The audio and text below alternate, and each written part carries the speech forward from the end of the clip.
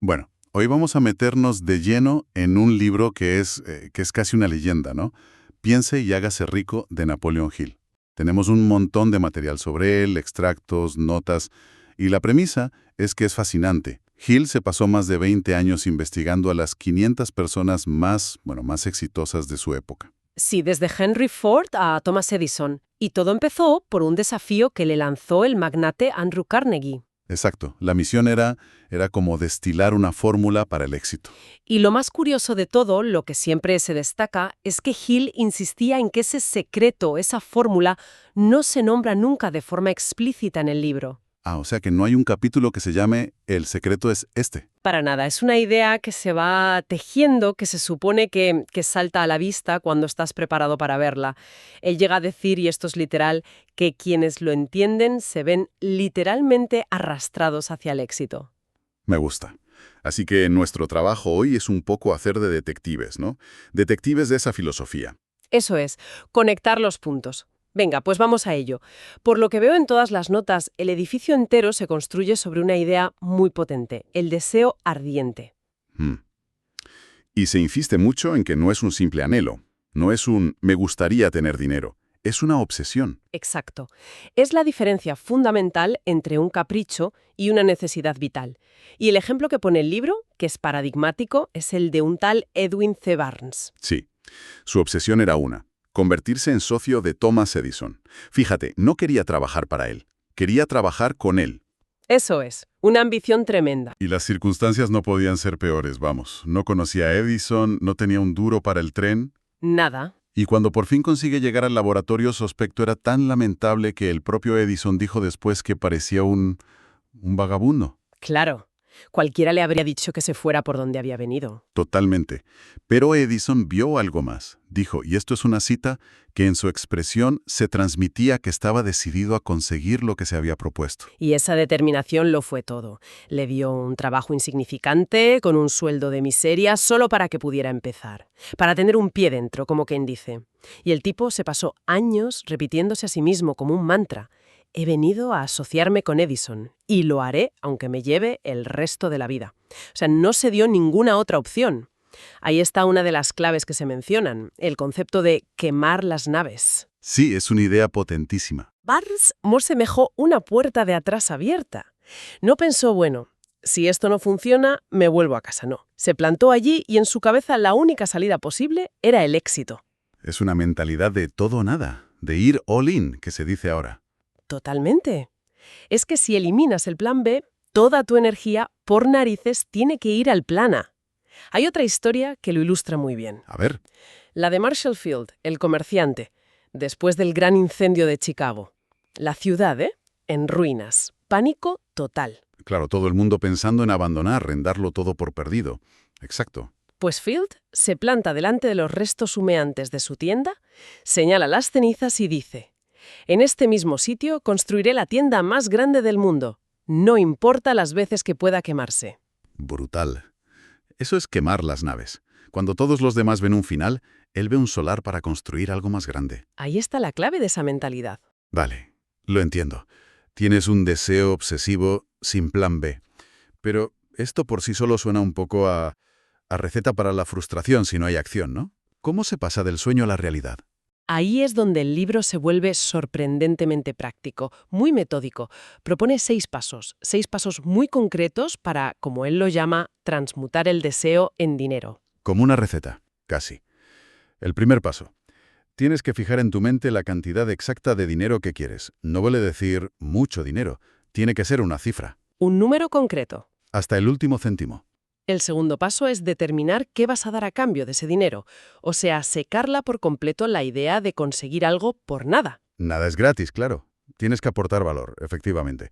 El tercero, establecer un plazo, una fecha concreta en el calendario para conseguirlo.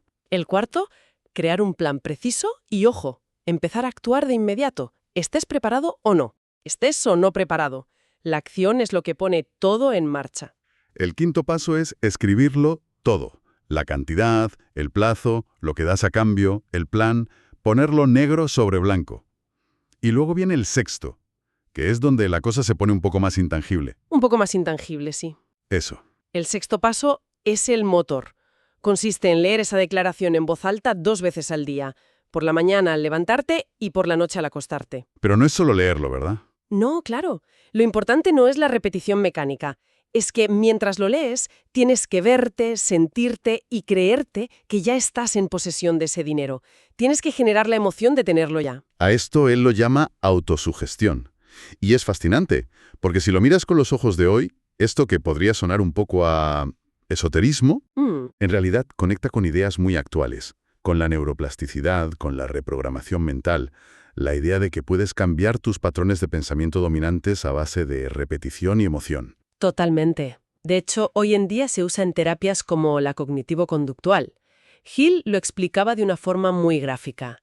Decía que nuestro subconsciente es como un jardín. Un jardín fértil. Eso es. Y a ese jardín le da igual qué semillas plantes. No juzga si son semillas de éxito o de fracaso, de confianza o de miedo. Simplemente hace crecer lo que plantes con más insistencia. Con lo cual el acto de dirigir conscientemente tus pensamientos se convierte en la habilidad más importante de todas. Sin duda. Vale, hasta ahora todo ha sido muy individual. Mi deseo, mi fe, mi plan.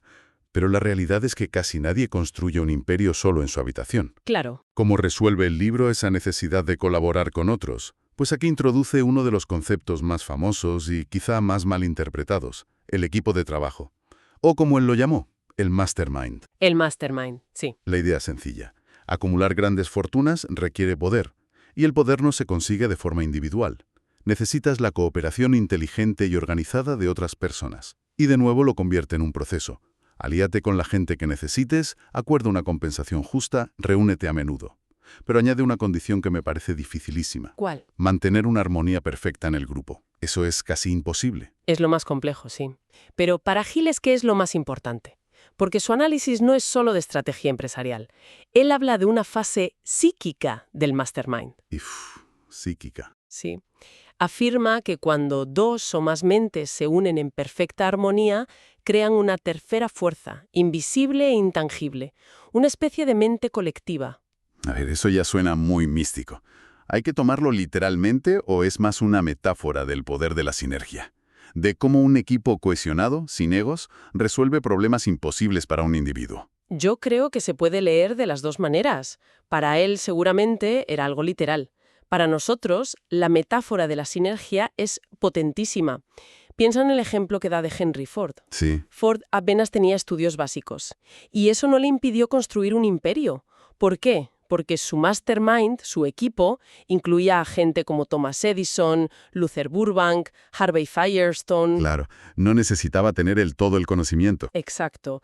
Necesitaba tener acceso a ese conocimiento a través de su equipo y, sobre todo, la habilidad de coordinar todo ese talento en armonía. Hay una historia en el material que es espectacular para ilustrar esto. La de Charles M. Schwab y la creación de US Steel. Esa historia es increíble. Sí. La primera corporación de $1.000 millones del mundo. Schwab era presidente de una de las empresas de Carnegie, y en una cena privada con todos los grandes financieros, incluido JP Morgan, El más poderoso de todos. sin duda, todos esperaban el típico discurso de 5 minutos. Y en su lugar, Schwab les pintó una visión apasionada, detalladísima, de un gigantesco trust del acero. Y por lo que se cuenta, su convicción, la claridad de su plan, hipnotizó a Morgan. No fue una presentación de negocios al uso, fue la transmisión de un deseo ardiente. Totalmente. Y poco después, Morgan le encargó convencer a Andrew Carnegie para que vendiera su imperio. Una tarea casi imposible. Y lo hizo, simplemente escribiendo la cifra en un trozo de papel. Casi 500 millones de la época. Fíjate en la cadena. Una idea que nace en la imaginación, que se perfecciona con un equipo, se comunica con pasión a las personas adecuadas, punto. Y se ejecuta con un plan. El resultado, una fortuna. ¿Todo a partir de un pensamiento? Eso es. De acuerdo. Tenemos el deseo, el plan, el equipo. Pero, inevitablemente, las cosas salen mal. Llega al fracaso. ¿Cómo encaja eso en una filosofía que parece tan orientada al éxito? Pues aquí es donde Hill, para mí, da una de sus lecciones más importantes. Redefine por completo lo que es el fracaso. A ver. Para él, el fracaso como un final no existe. Solo existe el fracaso temporal. Es simplemente una señal que te manda la vida para decirte, oye, tu plan no funciona. O sea, no te dice que tu objetivo esté mal, no. Te dice que el camino que has elegido para llegar a él es el equivocado. Por eso la perseverancia es lo que une todo lo demás. La frase es muy bonita, esa de que cada fracaso lleva consigo la semilla de un éxito equivalente. Pero también puede ser un poco peligrosa, ¿no? ¿Cómo distingues la perseverancia del simple empecinamiento? Es una objeción muy buena. La respuesta, según esta filosofía, estaría en la flexibilidad del plan, no del objetivo. El objetivo, el deseo ardiente, no se negocia. Pero los planes sí. Perseverar no es darte cabezazos contra el mismo muro. ¿Es probar otras puertas? Exacto.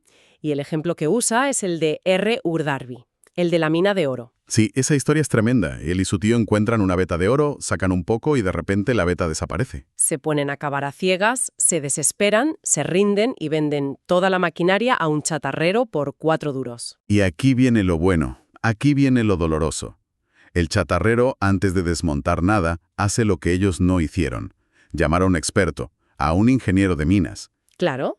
El ingeniero echa un vistazo, hace unos cálculos y dice: la veta debería continuar a solo 1 metro de donde estos señores dejaron de cavar. Y allí estaba. Allí estaba. Millones de dólares. A 1 metro. Imagino la cara de Darby. Debió de querer morirse. Pero lo interesante es la lección que aprendió. Se dio cuenta de que se había rendido demasiado pronto. Y aplicó esa lección a su nueva carrera como vendedor de seguros. Y se convirtió en un fuera de serie. El mejor. Se propuso vender más de $1 millón al año. Una locura para la época. Y lo consiguió. Y él decía que su secreto era que después de perder una fortuna por estar a 1 metro del oro, nunca más aceptaría un no como respuesta final. Un no solo significaba cambia de plan. Vale.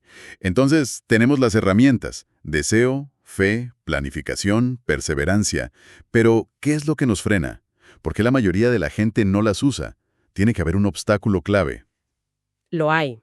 Y Hill le dedica el final del libro a esto. Lo llama los 6 fantasmas del temor.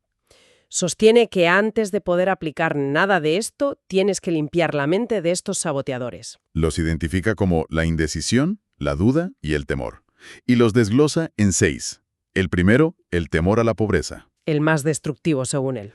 El segundo, el temor a la crítica, que hoy en día con las redes sociales es más relevante que nunca. El miedo al qué dirán. Absolutamente. Luego, el temor a la enfermedad, el temor a la pérdida del amor de alguien, el temor a la vejez. Y el sexto, que me parece el más curioso, el temor a la muerte. Un momento, los otros 5 tienen que ver con la vida. ¿Por qué incluye el temor a la muerte en una filosofía para tener éxito en la vida? Es una pregunta buenísima. Mi interpretación, por el contexto, es que el temor a la muerte es la fuente de la indecisión, el miedo a que no te dé tiempo a hacer las cosas. Te lleva a no empezar nunca, esperando el momento perfecto. O aceptar una vida mediocre por miedo a arriesgar el tiempo que tienes. Superar ese miedo te libera para vivir con más audacia.